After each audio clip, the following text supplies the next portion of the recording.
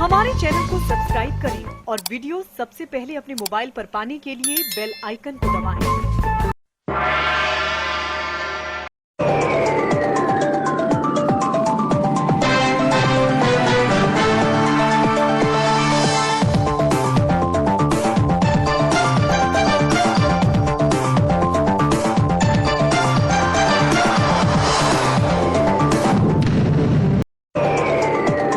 लेके बैठेंगे क्या प्रधानमंत्री जी ने नहीं है, ये मेरी सोच नहीं है, ये मेरी सोच नहीं है, मान ये लीजिए जनता की सोच है, ये जनता कह रही है, मैं नहीं कह रहा हूँ। चुनाव में जनता किसको सपोर्ट करेगी ये क्लियर हो जाएगा, ऐसा नहीं है। नमस्कार, मैं हूं अनिल वर्मा शेखर। रात के 10 बजे हैं और समय है बिग बुलेटिन का। कांग्रेस चली भाजपा की राह। हाँ, कुछ ऐसा ही नजारा देखने को मिल रहा है। और चुनाव से पूर्व की जो भी गतिविधियां हैं वो अपने आप में अलग हैं और कुल फोकस है कि कैसे अधिक से अधिक सीटें हासिल हो, कैसे सरकार बने। और अभी चुनाव से पहले जाहिर सी बात है कि जब तक कुश्ती पूरी नहीं होती तब तक हर पहलवान अपनी ताकत को अव्वल मानता है, अव्वल बताता है। तो प्रयास हो रहे हैं, कोशिश हो रही है। और इसी सिलसिले में कांग्रेस ने कल प्रशिक्षण शिविर का आयोजन किया। पूरे प्रदेश में 100 दिन में 700 प्रशिक्षण शिविर आयोजित करने का लक्ष्य है। प्रशिक्षण से पराक्रम तक, ये टैगलाइन है इसके प्रशिक्षण शिविर कांग्रेस की, प्रशिक्षण से पराक्रम तक। और विजय सेना का निर्माण करने की बात कही जा रही है इस प्रशिक्षण से। तो कुछ घंटों का है, चंद घंटों का है। उस प्रशिक्षण शिविर से विजय सेना का निर्माण होगा जो सरकार बनाएगा उत्तर प्रदेश में। ये लक्ष्य है। और कुछ जो है जो प्रशिक्षण शिविर का जो नजारा है वो लगभग वैसे ही है जैसा भाजपा के प्रशिक्षण शिविर में अक्सर रहता है। कांग्रेस का प्रशिक्षण शिविर मेरी जानकारी में पहली बार हुआ है और वही बौद्धिक उसी तरह से। और जाहिर सी बात है कि कैसे निपटा जाए जो कांग्रेस विरोधी खबरें हैं, कांग्रेस विरोधी जो इस तरह की योजनाएं चलती हैं उनसे कैसे निपटा जाए। कुल मिलाकर के कांग्रेस कार्यकर्ताओं को इससे तैयार करने की बात है। लेकिन जैसा कि अपने विषय में भी दिया था कि लगता है कि कुछ देर हो गई ये सब तैयारी करने में। और जो उपक्रम को कोई हो सकता है, पाठ्यक्रम कोई हो सकता है, सिलेबस कुछ भी हो सकता है, लेकिन उस सिलेबस को लेकर के जो पढ़ने वाले लोग हैं, जो मैदान में आने वाले लोग हैं, उनकी स्थिति अपने आप में कैसी है, कितनी है, कमजोर है। कुछ का टेस्ट हम लोग भी ले चुके हैं। हम इन्हीं सब चीजों पर तैयारी चर्चा करेंगे कि हम प्रतिदिन अलग अलग राजनीतिक दलों की तैयारियों पर चर्चा करते हैं, बयानों पर चर्चा करते हैं, गतिविधियों पर चर्चा करते हैं। आज महामहिम आनंदीबेन पटेल उत्तर प्रदेश की राज्यपाल हैं, वो थी फरुखाबाद में।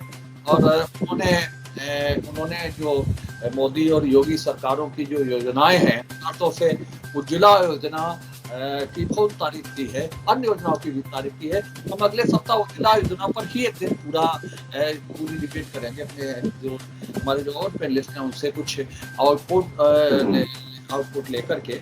और तो निश्चित रूप से हम अगले आने वाले सप्ताह में कुछ और इसी तरह के विषयों पर चर्चा करेंगे। लेकिन आज कांग्रेस के प्रशिक्षण शिविर पर हम चलते हैं। और आलोक जी, आप शुरू करिए। आपने भी तमाम प्रशिक्षण शिविर अटेंड किए होंगे और ये प्रशिक्षण से पराक्रम तक वाला प्रशिक्षण शिविर है जिसमें विजय सेना का निर्माण हो गया है कुछ घंटों में। और तो ये है कैसे। और मुकाबला तो जो मैदान में जो सबसे ताकतवर होता है, जो सत्ता में होता है। किसी समय कांग्रेस के खिलाफ सारे लोग होते थे जब कांग्रेस सरकार होती। अब भाजपा सरकार में है तो भाजपा के खिलाफ सारे दल हैं, गठबंधन बन रहे हैं। तो मोर्चा आपको ही लेना है। इस प्रशिक्षण से आप कैसे निपटेंगे, क्योंकि कांग्रेस के काफी लोग प्रशिक्षित हो चुके हैं, सैकड़ा से अधिक लोग प्रशिक्षित हो चुके हैं। अब आपको मोर्चा लेना शायद मुश्किल होगा कि प्रशिक्षण से पराक्रम भी प्राप्त कर लिया है इन लोगों ने। विजय सेना का निर्माण भी कर लिया, तो मैदान आपके लिए खतरे से खाली नहीं है। आपको भारतीय जनता पार्टी का एजेंट ना कह दे, हमको अभी थोड़ी देर से मैं सुन रहा था तो मुझे यही चिंता हो रही थी। इन्होंने कहा कि प्रशिक्षण से पराक्रम, पराक्रम आपने बता दिया कि पनीर बहुत अच्छा था, रेवड़ी बहुत अच्छी थी, पूड़ियाँ बहुत अच्छी थी, ये इनका पराक्रम है, इनका खाने वाला पराक्रम है जो कि पिछले 70 वर्षों में रहा इनका और इन्होंने कहा कि हम विजय सेना बनाएंगे। आप देखिए मानसिकता की बात देखिए, भारतीय जनता पार्टी अपने करोड़ों करोड़ कार्यकर्ताओं के बल पर खड़ी हुई है। हम कार्यकर्ता का निर्माण करते हैं, ये सेना का निर्माण करते हैं। तो कहीं ना कहीं सेना का निर्माण मतलब ये जो संस्कृति है, ये तालिबानी संस्कृति है, ये जो सेना का निर्माण कर रही है। हम कार्यकर्ता निर्मित करते हैं, हम सेना नहीं बनाते, और विजयी कार्यकर्ताओं का निर्माण करते हैं। अभी आपने कहा कि देर बहुत हो गई है, बात भी सही है। 5 वर्ष का पाठ्यक्रम था, सिलेबस की चर्चा की आपने, 5 वर्ष का पाठ्यक्रम था, और ये प्रशिक्षण जब 6 महीने रह गए तो अपने कार्यकर्ताओं को दे रहे हैं, तो स्वाभाविक है कि किसी भी विद्यार्थी को 5 वर्ष के पाठ्यक्रम में अगर 6 महीने जब रह जाए परीक्षा काल के और तब उनको प्रशिक्षित किया जाए, तो स्वाभाविक है कि उनके नंबर जो है कैसे आएंगे। हम सब लोग शिक्षा जगत में है, हमको पता है कि जो विद्यार्थी अनवरत पूरे वर्ष भर अध्ययन करता है उसको प्रशिक्षण दिया जाता है, तभी वो अच्छे अंक प्राप्त करता है। तो ये आपकी ही बातों से जग जाहिर हो गया है कि जब बिल्कुल चुनाव निकट आ गया है तब आप प्रशिक्षण शिविर लगाएंगे, 100 प्रशिक्षण शिविर लगाएंगे, उसमें सुंदर सुंदर व्यंजन बनाए जाएंगे, उनका बखान किया जाएगा। तो क्या हो रहा है कांग्रेस में? और अभी आपने ही कहा था कि जो महामंत्री हैं वो जो पैनलिस्ट हैं उसका जवाब नहीं दे पाते हैं।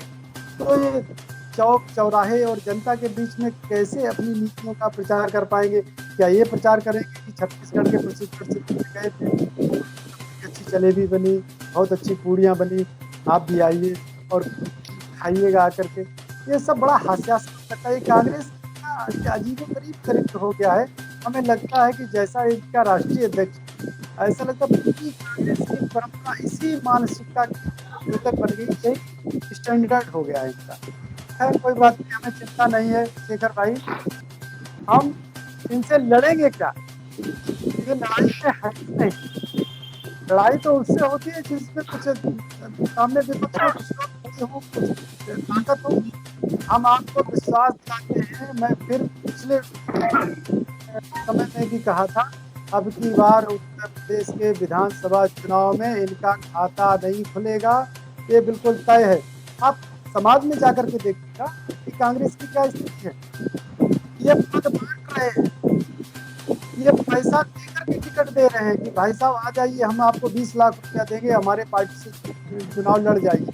तो बहुत सारे लालची ग्रुप के लोग हैं, मुझे सोच रहे कि 5 लाख रुपया खर्च कर देंगे, 15 लाख बचा देंगे, इस आशा से जा सकते हैं। इनकी पार्टी में टिकट देने वाले लोग नहीं हैं, तो आप सोचिए जनता इन पर कैसे विश्वास करेगी। और पिछला जो इनका रिकॉर्ड रहा है बड़ा खराब रहा है। एक विद्यार्थी 1 साल फेल हो जाए, 2 साल फेल हो जाए, 10 साल फेल हो जाए, अब ये पूरी तरीके से फेल हो चुके हैं, कहीं पर इनका कोई ठिकाना है नहीं, क्योंकि ये भ्रष्टाचार से। अब देखो आप प्रशिक्षण, हमारा कार्यकर्ता जब प्रशिक्षण प्राप्त करता है तो अपने भोजन का स्वयं करके लेके जाता है। हमारी पार्टी कहती है कि हम भोजन रहने का कोई व्यवस्था नहीं करेंगे, आप स्वयं करके लाइए। ये है जज्बा हमारे कार्यकर्ताओं का।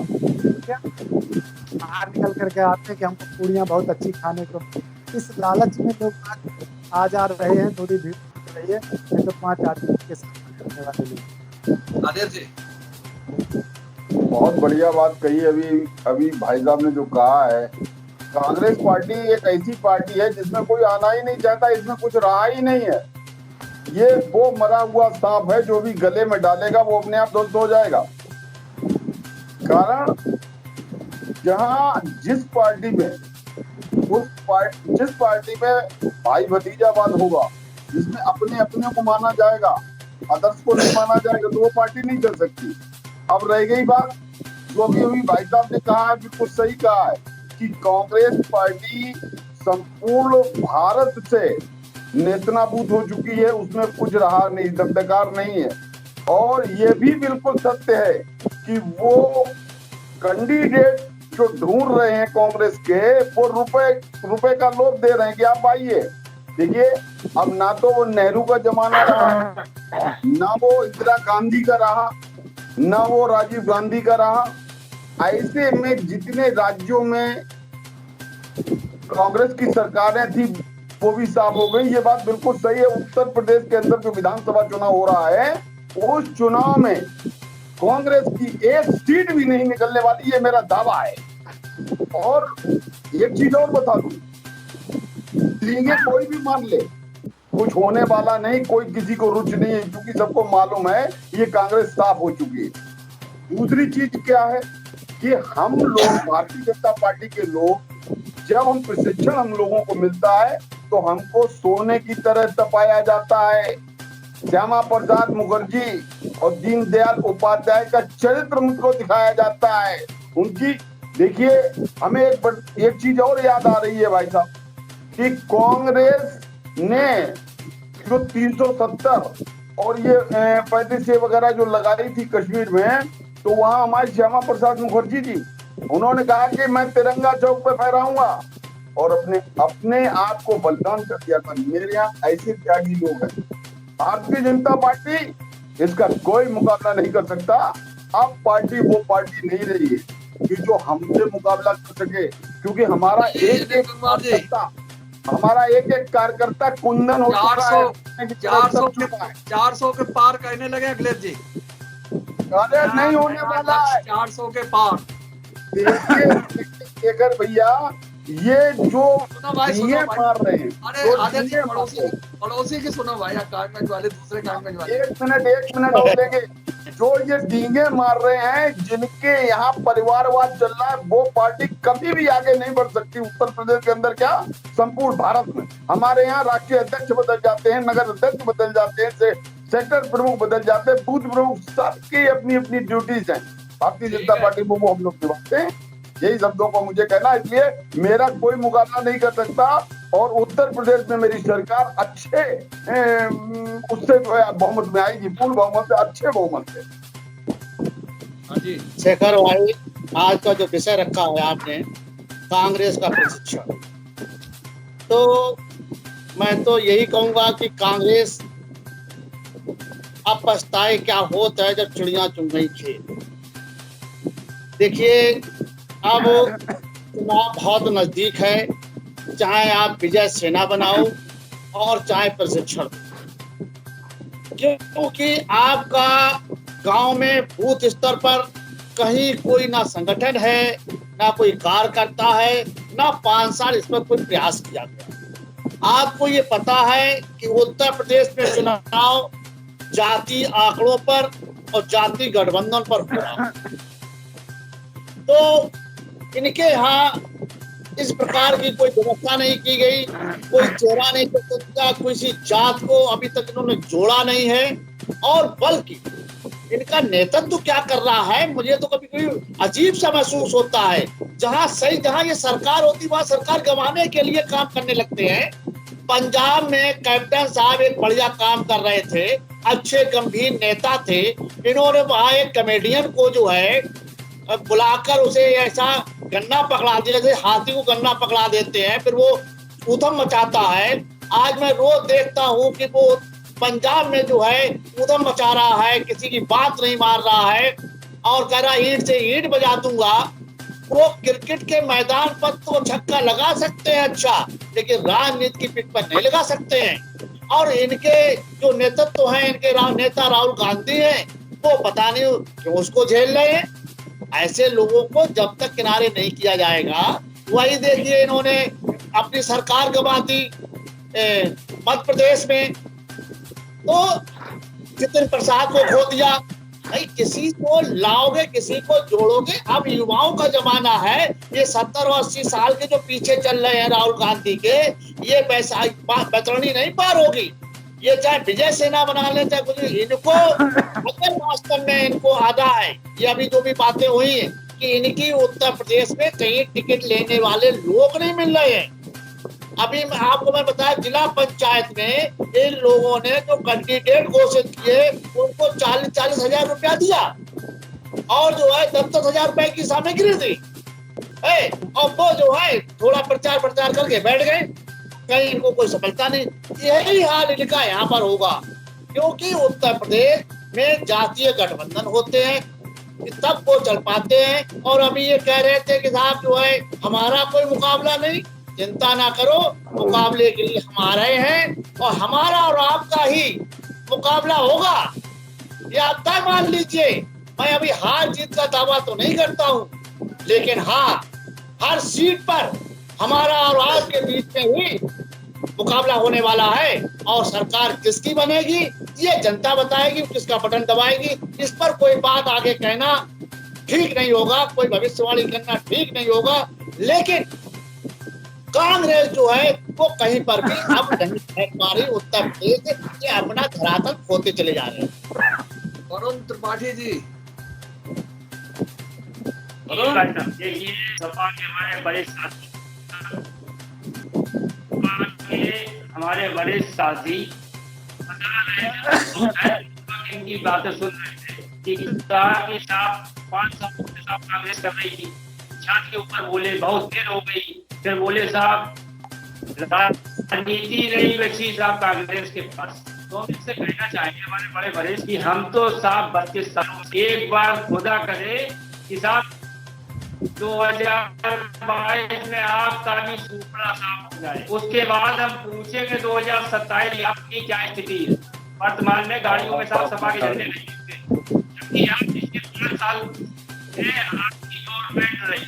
दूसरी चीज हमारे भाजपा के साथ ही कह रहे थे साहब, हमारे राष्ट्रीय अध्यक्ष के लिए बोले कि साहब उनके पास कुछ नहीं है, उनकी कोई सुनने वाला नहीं। तो हम अपने भाजपा के साथियों को बता साहब हमारा नेता जैसा भी हो और जो भी बोलता हो, भाजपा पार्टी परेशान है कि आपके सेंट्रल गवर्नमेंट के साथ बड़े उनकी खंडन करने के लिए साहब बड़ी मीडिया के माध्यम से, उसके बाद टीवी चैनलों के माध्यम से साहब बताते हैं कि साहब संबित पात्रा हो या इनके अन्य मंत्री हो, तो साहब आप किस आईने से देख रहे हैं ये आपको मुबारक।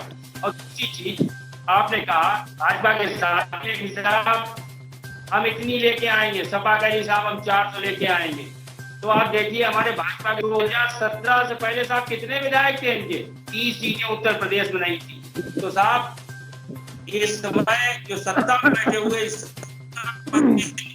मगरूर हैं कि साहब जनता की आवाज नहीं सुन रहे। यही कांग्रेस की साहब जिसने विश्व की सबसे बड़ी कर, तो ये जनता के हित में सोचने वाली सरकार नहीं, जनता को दुखी करने वाली है। न महंगाई, भ्रष्टाचार, डीजल पेट्रोल किसी मुद्दे में साहब बंद नहीं करेंगे।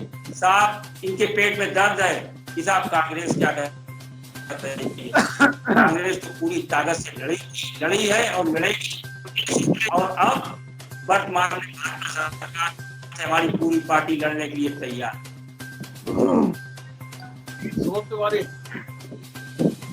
देखिए शेखर जी, आज के विषय पर मैंने सभी महानुभाव का विचार सुना और मैं निवेदन करूंगा कि आप सबके सवालों का जवाब दे रहा हूं, एक सिरे से धैर्य पूर्वक सुनिएगा।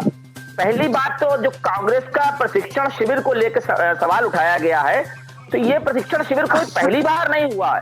प्रशिक्षण शिविर कांग्रेस पार्टी की एक सभ्यता है और ये बहुत लंबे उससे चलती चली आ रही है। मैंने इस 12 साल के राजनीतिक कार्यकाल में जब युवा कांग्रेस का सिपाही हूं, अब तक मैं 5 से 6 शिविर अटेंड कर चुका हूं, सिर्फ अपने ही यूथ कांग्रेस के। तो आप समझ लीजिए पूरे संगठन में कितने शिविर होते हैं। शिविर का सीधा मतलब ये है कि अगर जो लोग नए पार्टी में जुड़ रहे हैं उनको कायदे से पार्टी की आइडियोलॉजी को समझना चाहिए, निरंतर बदलती हुई राजनीति को लेकर अपनी सोच को, अपनी कार्यशैली को बदलना चाहिए। ये प्रशिक्षण शिविर की एक सोच होती है और सभी पार्टियों में होती है, इसमें कांग्रेस और बीजेपी की कोई बात नहीं है। दूसरी बात, शेखर जी ने यहाँ पर जो बात बोली मैं उसका भी जवाब दे दूं कि बहुत से लोग यहाँ पर इस डिबेट में आए बिग बुलेटिन में कांग्रेस के भी आए और भी अन्य दलों के आए, कांग्रेस के कुछ साथी मुझसे पहले आके चले गए होंगे, इसमें कोई बड़ी बात नहीं, कोई दो राय नहीं। हर व्यक्ति के साथ अपनी व्यक्तिगत समस्याएं होती हैं, इसको मुकाबले से जोड़ देना कहीं ना कहीं मुझे व्यक्तिगत रूप से ठीक नहीं लगा। क्योंकि अगर यही बात है तो मैं भी ये सोच सकता हूं, लेकिन मैं उनका भारतीय जनता पार्टी के नेताओं का भी सम्मान रखूंगा, क्योंकि बहुत से भारतीय जनता पार्टी के भी ऐसे लीडर रहे हैं जो शायद ग्रुप मतलब छोड़ के जाना तो दूर, बीच डिबेट से लेफ्ट करके चले गए हैं। वो भी दौर मुझे बिग बुलेटिन का याद है, लेकिन मैं उनका भी सम्मान करता हूं। परिस्थितियां होती हैं, सबके साथ अपनी परिस्थितियां होती हैं।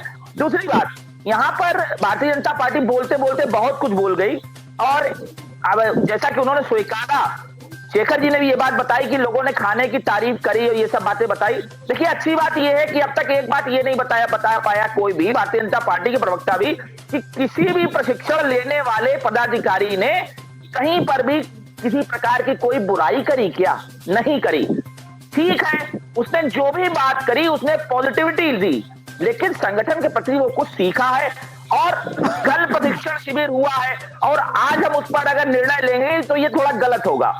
थोड़ा समय दीजिए, मैं विश्वास रखता हूं यहाँ बैठे भारतीय जनता पार्टी के नेता स्वयं बहुत जल्दी एनालाइज करेंगे कि इस प्रशिक्षण शिविर के बाद कांग्रेस के जो बूथ लेवल के कार्यकर्ता है और ब्लॉक लेवल के कार्यकर्ता है, उनमें एक ऊर्जा आई है, उनकी कार्यशैली में बदलाव हुआ है, जिससे सत्ता दल यानी कि भारतीय जनता पार्टी को तकलीफ उठानी पड़ रही है। कोई इसमें कोई बड़ी बात नहीं लग रहा है। देखिए भाई साहब निवेदन कर रहा हूँ, सुन लीजिए, मैंने आपकी बात में एक बार टोका नहीं था, पूरी बात आ जाने दीजिए, आप एक बात जवाब दे रहा हूँ। दूसरी बात कि यहाँ पर जो है आप लोगों बोलते चले गए, लेकिन मुझे एक बात थोड़ी चुभ गई। जब देश की बात होती है, भारतीय जनता पार्टी भी करती है, तो भारतीय जनता पार्टी को अपनी बात रखने के लिए एक आतंकवादी संगठन तालिबान की जरूरत क्यों पड़ जाती है? भारतीय जनता पार्टी कोई भी बात बोलती है तो कहती है तालिबानी सभ्यता। अरे भैया, पहले पाकिस्तानी सभ्यता, अब तालिबानी सभ्यता। क्या यही भारतीय जनता पार्टी के प्रशिक्षण शिविर में सिखाया जाता है कि किसी भी तरीके से हो इस्लामिक व्यवस्थाओं को लाइए, यहाँ पर आतंकवादियों का नाम लीजिए, जनता को गुमराह करिए? देखिए, ये अच्छी बात नहीं है, आगे आने वाली पीढ़ी के लिए बड़ा खराब बात है। आतंकवादियों की सोच को बढ़ावा मत दीजिए। आप लोग बुद्धिजीवी लोग हैं, मैं बड़ा जो कांग्रेस की तरफ से आपसे निवेदन करता हूं कि बात को रखिए, मुद्दों को रखिए, लेकिन ये आतंकवादी और तालिबानी हिंदुस्तान में मत लाइए साहब। वैसे भी अब तक पता नहीं चल पाया है कि 40 जवान जो शहीद हुए, वहां आरडीएक्स कहां से आया। पेगासस से जासूसी कराते तो बेहतर होता। बड़ा शर्मिंदगी का विषय है भारतीय जनता पार्टी के लिए। दूसरी बात, मैं ये भी बोलूंगा कि जो एक सवाल उठाया भारतीय जनता पार्टी ने कि हमारे प्रशिक्षण शिविर में क्या सिखाया जाता है, और भाजपा के प्रशिक्षण शिविर में अनमोल हीरे बन के निकलते हैं। मैं मानता हूं साहब, भारतीय जनता पार्टी में बेशक अनमोल हीरे बन के निकलते होंगे। कुछ हीरो के नाम मैं भी जानता हूं, एक कुलदीप सेंगर हैं और एक आदरणीय चिन्मयानंद जी हैं। इस टाइप के कोहिनूर भारतीय जनता पार्टी के शिविर से निकलते हैं। इस पर आप दो राय नहीं हो सकते, मान लीजिएगा इस बात को। दूसरी बात, हमारे यहाँ जिस तरीके से आपने बताया ना, हमारे प्रशिक्षण शिविर में लाठी चलाना नहीं सिखाया जाता। अगर विपक्षी सवाल कर रहा है तो सवाल का जवाब देना सिखाया जाता है, लाठी चलाना नहीं सिखाया जाता। पैसा कमाने के लिए अवैध खनन करना नहीं सिखाया जाता। और सबसे बड़ी बात साहब, आईपीएस अधिकारी का सम्मान करना सिखाया जाता है, उसके ऊपर थप्पड़ मारना नहीं सिखाया जाता। ये कांग्रेसी सभ्यता है, मानना पड़ेगा आपको। और सुनिए, एक बात आपने और बोली कि आप भारतीय जनता पार्टी में जो लोग आते हैं, जो कार्यकर्ता आते हैं, वो अपना स्वयं इंतजाम करते हैं। भाई साहब, ये तो बड़ी शर्मिंदगी की बात है भारतीय जनता पार्टी के लिए, क्योंकि जो काम कांग्रेस ने 70 साल में नहीं कर पाया, वो आपने 6 साल में कर दिया, और उसके बाद आप ऐसी बात कर रहे हैं। कांग्रेस 70 साल में हर जिले में अपना कार्यालय नहीं बना पाई, और आपने 6 साल में वीआईपी कार्यालय जो कि कई करोड़ों के बने हुए हैं, तो आप किस इंतजाम की दुहाई दे रहे हैं साहब? अब भाई, इतनी सब बातों में मुझे समाजवादी पार्टी की बात बड़ी अच्छी लगी। जिला पंचायत का उन्होंने एग्जाम्पल दे दिया। अरे साहब, थोड़ा अपने गिरेबान में भी झांकना चाहिए समाजवादी पार्टी को। जिला पंचायत चुनाव में आप अपने कार्यकर्ताओं का सम्मान नहीं बचा पाए, आप अपनी महिला नेताओं की आबरू को नहीं बचा पाए। आप किस मुंह से साहब बात करते हैं? धिक्कार है साहब ऐसी सोच पर। आप तो विपक्ष की भूमिका भी नहीं निभा रहे हैं साहब। समझ में नहीं आ रहा कौन सी जुगलबंदी है आपकी। तो देखिए, यहाँ पर जहां तक कांग्रेस की बात है, ये एक आइडियोलॉजी है। आइडियोलॉजी पर हम लोग काम करते हैं। हमारा मुद्दा ये नहीं है कि किसी को गाली दो, किसी अधिकारी से बदतमीजी करो, आग लगा दो और ये जो ताली बार ये सब बता पे, ये हमारी आइडियोलॉजी नहीं है। हमारी एक सीधी सोच है जो हमारे प्रशिक्षण शिविर में बताई जाती है कि किस तरीके से आपको समाज के बीच में जाना है, जो उनकी समस्याएं हैं उनको उठाना है। और देखिए, आप एक बात से मुकर नहीं सकते। आज की तारीख में भी अगर मोदी जी हैं, आपके जो है अमित शाह जी हैं, योगी जी हैं, तो वो अपने मंचों पर नाम कांग्रेस का ही लेते हैं। कुछ ना कुछ बुराई राहुल गांधी जी की ही करते। क्यों करते हैं?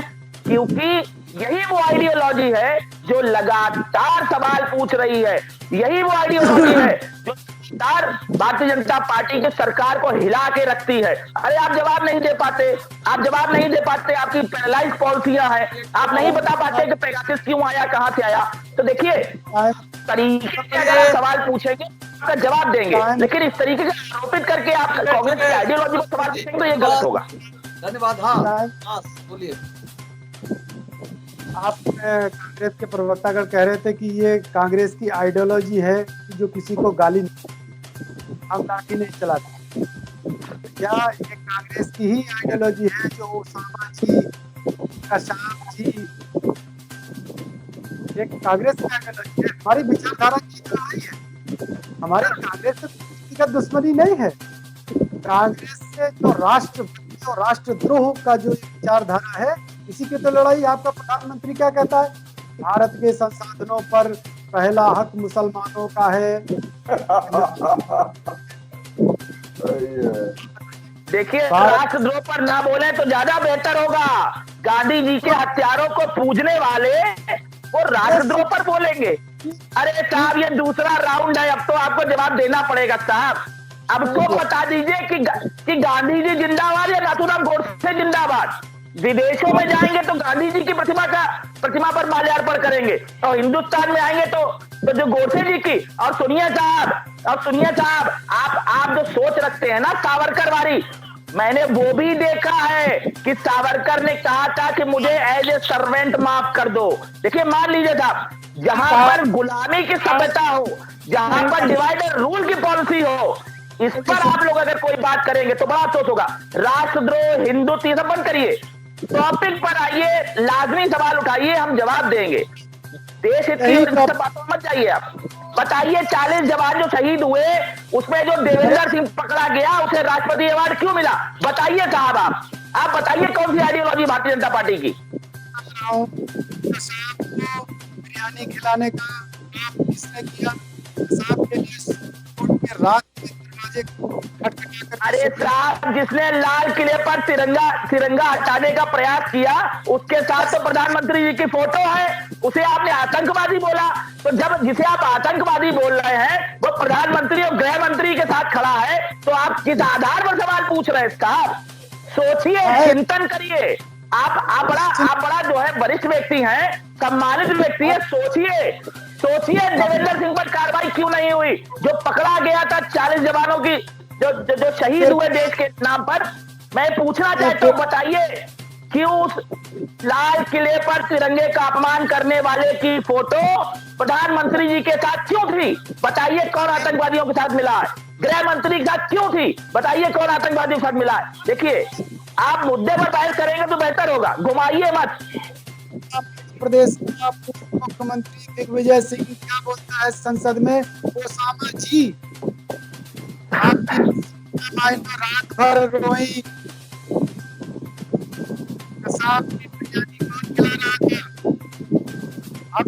देखिए, इन सब बातों से कोई फर्क नहीं पड़ता। जनता भारतीय जनता पार्टी का चाल, चरित्र और चेहरा जान चुकी है।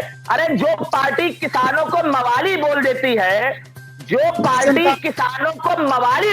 है, उसे तो भाई साहब बड़ा शर्म आनी चाहिए। मैं कैसे बोलूं? आप बड़े सम्मानित है, मैं कैसे बोलूं?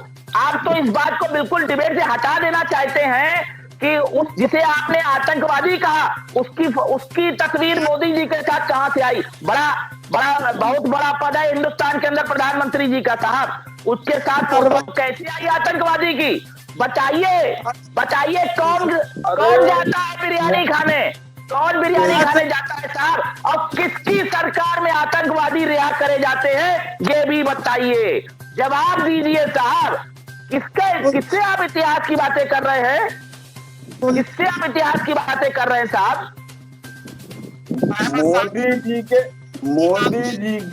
मोदी जी की आप जो बात कर रहे हैं, हो सकता है वजह कोई भी रही हो, और उन्होंने जो जवाब पुलवामा में दिया था, तो आपको मालूम है पाकिस्तान के अंदर घुस के विमानों ने हमला किया था, सैकड़ों जो आतंकवादी मारे गए थे। प्रत्यक्ष को प्रमाण की जरूरत नहीं है साहब। अगर आप ये देख लेंगे तो आपको भी आत्मग्लानि होगी, आपको भी आत्मग्लानि होगी। मुझे विश्वास है आपको भी आत्मग्लानि होगी साहब।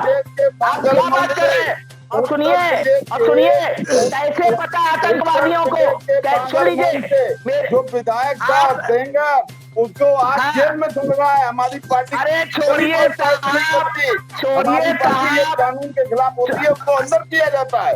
अरे साहब, जिसने अधिकारी आईपीएस के ऊपर हाथ चला दिया, उसे अभी 4 दिन पहले भारतीय जनता पार्टी ने वहां का जिला अध्यक्ष बना दिया। अब बताइए, आईपीएस का सम्मान ज्यादा है या भारतीय जनता पार्टी के गुंडे का? कहिए, अगर आप वाकई में ईमानदारी की सोच रखते हैं तो बताइए, हम कबूल करेंगे अगर हमारी कोई गलती है, लेकिन आप भी कबूल करिए कि आपकी आइडियोलॉजी में गड़बड़ी है। आप बताइए, अभी 4 दिन पहले जिसने आईपीएस के ऊपर हाथ चलाया, उसको क्यों पदाधिकारी बनाया गया? सम्मान दिया ना आपने, ये आप मानेंगे? देखिए, झूठ का सहारा लेके बहुत लंबे समय तक राजनीति नहीं होती। सच को सामना आपको करना पड़ेगा। मैं पूछना चाहता हूँ, आतंकवादियों को कैसे मालूम था कि 7वें नंबर का जो ट्रक है जिसमें 40 जवान बैठे हैं, वो बुलेट प्रूफ नहीं है? मैं पूछना चाहता हूँ, मैं सीधे तौर पर पूछना चाहता हूँ। भारतीय जनता पार्टी चुनावी लाभ पाने के लिए किसी भी हद तक गिर सकती है साहब। जिसकी खुद की कोई आइडियोलॉजी नहीं, जिसकी खुद की कोई पॉलिसी नहीं, वो ज्ञान बांटेगी। अरे छोड़िए साहब, आरोप लगाता है उसको भारतीय जनता पार्टी। ये आरोप नहीं है, ये सच्चाई है। अरे सुनिए साहब, आप फर्रुखाबाद जिले से आते हैं ना, जो पार्टी अपने जिले का अधिकार नहीं मान पाई, एक गंगा एक्सप्रेस वे नहीं ला पाई, वो अधिकारों की बात करती है, वो ईमानदारी की बात करती है। देखा जरा नक्शा देखिएगा, फर्रुखाबाद के बिल्कुल तिरछा करके बनाया गया है। अरे कुछ तो सोचिए साहब। भाजपा का फर्जी राष्ट्रवाद आप देखिए, ये इसी तरीके की बातें रखते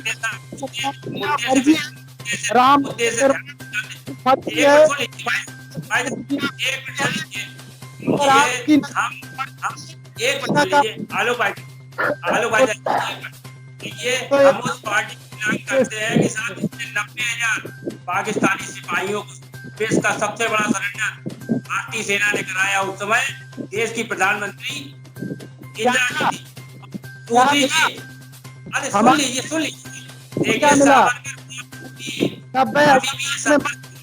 कांग्रेस गांधी पप्पू थोड़ी जो है इंदिरा गांधी बन जाएंगे। देखिए, मैं आपके शब्द का विरोध करता हूँ, मान्यवर, मैं आपके शब्द का विरोध करता हूँ। ये जो आप हमारे नेता के लिए अब शब्द इस्तेमाल कर रहे हैं, मैं इसका विरोध करता हूँ।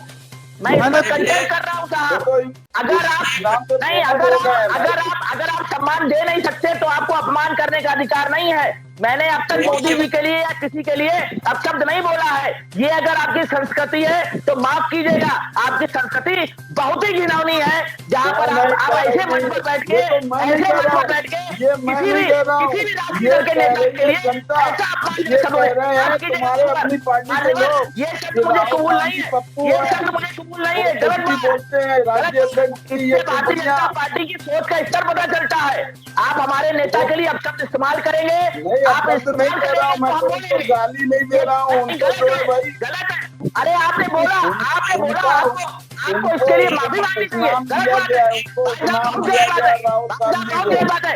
मैं पूरी कोशिश करता हूँ कि आपका सम्मान जिंदा रहे, लेकिन ये गलत बात है। आप हमारे नेता के लिए ऐसा बोलेंगे? अरे ये तो आपकी भारतीय जनता पार्टी के सड़क साहब लोग बोलते हैं साहब, ये तो वो लोग बोलते हैं, शैक्षिक स्तर नहीं है।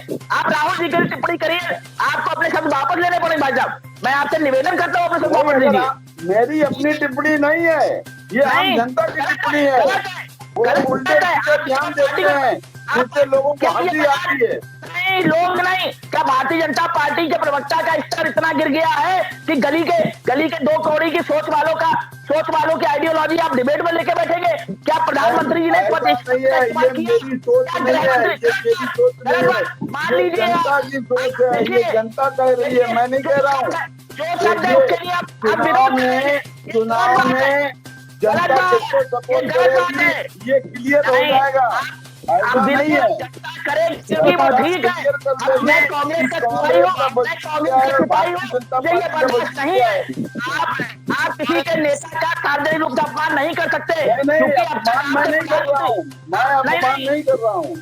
नहीं, आप कांग्रेस के प्रवक्तागण स्वयं ने मैं केवल बात कर रहा हूँ कि आम पब्लिक आप अपने शब्द वापस लीजिए, मान्यवर अपने शब्द वापस लीजिए, क्योंकि कल को ऐसा ना हो कि मेरे शब्दों से आपका दिल दुख जाए, क्योंकि यहाँ हम लोग पार्टी को रिप्रेजेंट कर रहे हैं और हर नेता की, चाहे वो किसी दल का क्यों ना, उसका अपना एक सम्मान है। हम लोग कुछ नहीं कर सकते, ये बात सम्मान दे सकते हैं। ये मेरा व्यक्तिगत निर्णय नहीं है ना, मैं बता रहा हूँ, मैं केवल इतना कह रहा हूँ उनके जो उलूल जुलूल जो बयान है उस पे हंसती है, जनता हंसती है।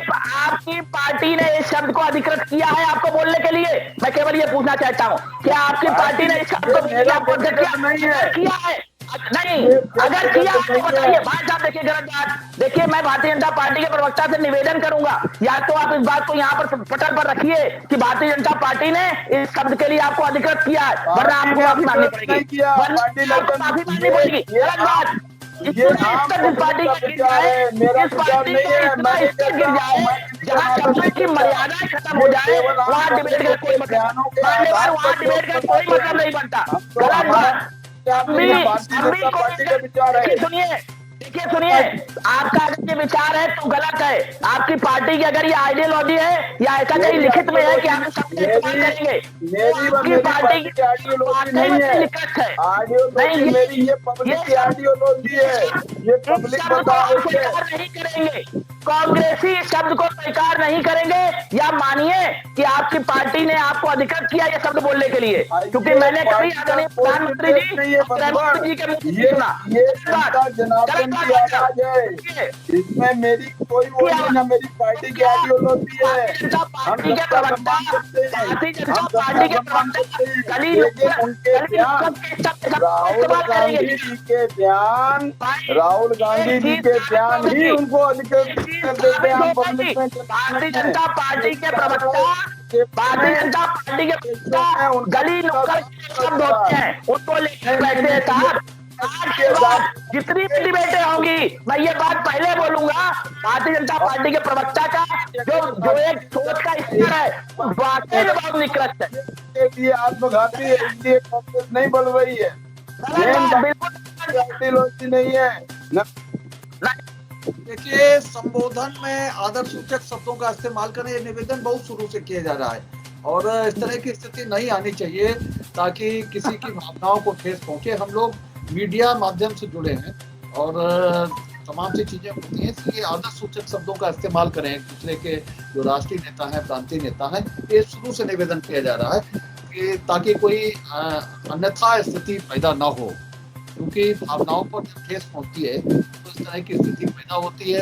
ये स्थिति पहले भी कई बार आई है और हमने पहले भी कई बार आप सबसे निवेदन किया है, क्योंकि ये सारी चीजें वैसे ही है जैसी अखबार में खबर छपती है, जैसे आपकी बात आपकी बात जो है लोगों तक पहुंचती है।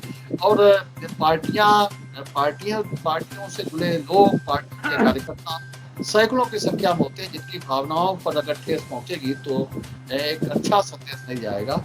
आप सबसे निवेदन करेंगे, आप सभी जो हमारे पैनलिस्टों से निवेदन करेंगे कि आदर सूचक शब्दों का इस्तेमाल करें और अगर कोई ऐसी स्थिति आवे तो उस चीज को बैठ होना ज्यादा उचित होगा, ताकि कोई अन्यथा की स्थिति ना आए। एक लंबा इस तरीके की स्थिति होती है, क्योंकि ये डिबेट हजारों लोग देखते हैं, सैकड़ों लोग देखते हैं, और अगर किसी की भावनाओं को ठेस पहुंचती तो एक बड़ा समूह होता है जो हर पार्टी का समर्थक है, हर पार्टी से जुड़ा है, तो ऐसी स्थिति नहीं आनी चाहिए। इस निवेदन को आज हम फिर दोहरा रहे हैं और इसी निवेदन के साथ में आज की इस बुलेटिन की इस डिबेट को हम समाप्त कर रहे हैं। आज की इस बहस में भाग लेने के लिए आलोक जी का, अनिल कुमार जी का, आदेश जी का, शुभम का और वरुण का बहुत बहुत धन्यवाद।